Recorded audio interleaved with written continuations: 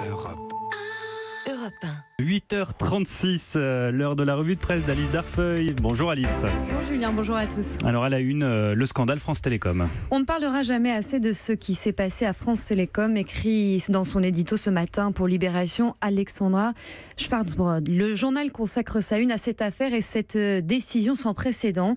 En juin dernier, les juges d'instruction ont décidé de renvoyer l'entreprise, devenue Orange, comme personne morale devant la justice pour harcèlement moral. À la barre, l'ex-PDG François Lombard et deux de ses ex-bras droits.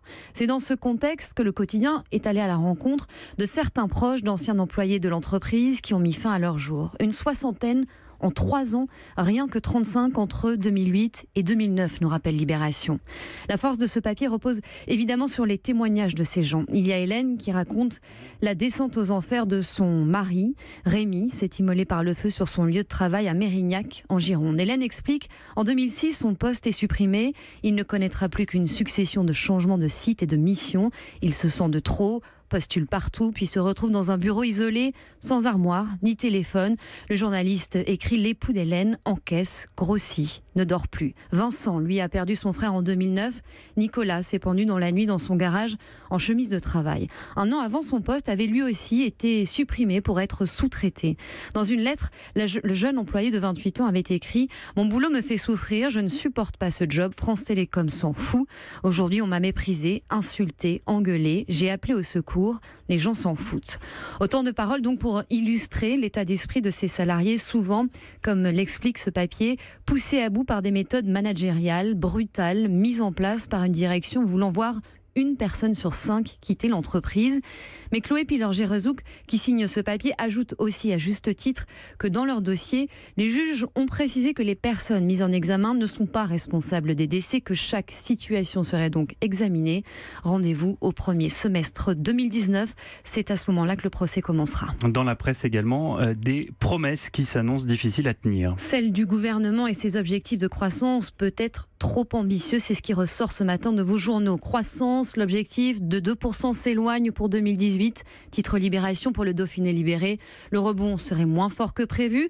Quand les Échos nous rappellent le contexte, hier, la Banque de France a en effet annoncé tabler sur 0,4% de croissance du PIB au 3e trimestre. Un rebond insuffisant donc pour l'objectif de 1,8% de croissance sur l'année 2018. Les mesures mises en place par le gouvernement seraient donc insuffisantes. L'activité économique n'était pas celle que le gouvernement attendait. L'exécutif va devoir s'ajuster. C'est le message qui revient ce matin dans la presse.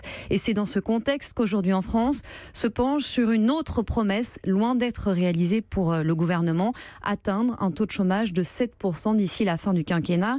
Car le chômage résiste, c'est le titre d'aujourd'hui en France, qui se demande pourquoi. Démographie, fin des emplois aidés et de la prime à l'embauche. Le journal nous livre quelques réponses.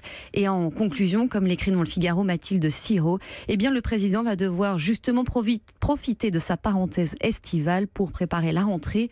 Les dossiers lourds s'accumulent. Pour lui, la politique, en revanche, c'est terminé. Nicolas Sarkozy le promet. Maintenant, c'est Carla qui doit prendre la lumière. Le couple est à la une de Paris Match cette semaine. En couverture, on découvre la chanteuse allongée sur un canapé en cuir, la tête posée sur les genoux de son mari. Une scène pour deux. C'est le titre de ce papier, récit de la nouvelle vie de l'ancien chef d'État et de sa femme, désormais débarrassée des obligations présidentielles de son mari. Carla Bruni peut se consacrer à sa carrière en toute sérénité.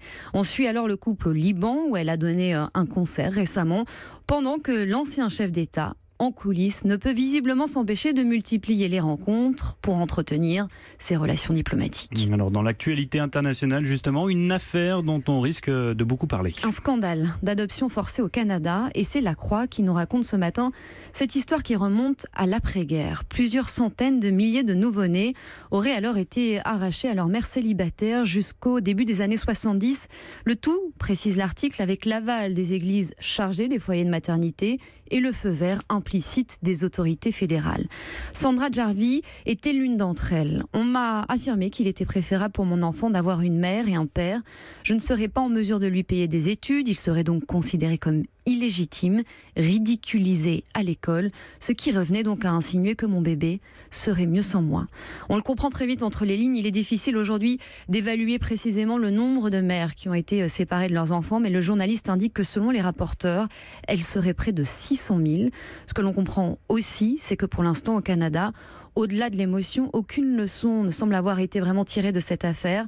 Alors il va y avoir des excuses nationales du Parlement qui devraient être faites à toutes ces femmes, mais d'ici un an. Un papier passionnant. On en vient à se passionner de la mer. Oui, chaque jour le Parisien nous raconte, Julien, l'histoire de ces femmes et de ces hommes donc, qui ont décidé de placer la mer au cœur de leur vie professionnelle. En lisant ce portrait, aujourd'hui, vous pourrez vous glisser dans les habits ou plutôt la combinaison d'un scaphandrier. Rencontre avec Quinn Esser. À 41 ans, il fait donc partie des 500 scaphandriers français. Des hommes, raconte le portrait, qui par 5, 10, 15, 20 et parfois 30 mètres de profondeur soudent, vissent, découpent et réalisent des coffrages de béton. Bref, des clés à molette sur pattes, rigole Quinn, mais dans l'eau. On le comprend très vite, on est loin des images d'Épinal car ce sont souvent dans des eaux troubles et vaseuses, des rivières, dans les lacs d'altitude, froids et même des eaux pestilentielles, des égouts et stations d'épuration que ces scaphandriers travaillent. Mais malgré ces eaux un peu sales, donc, eh bien, cette rencontre dans le Parisien avec ce mécano des profondeurs est tout à fait réjouissante. Europe 1.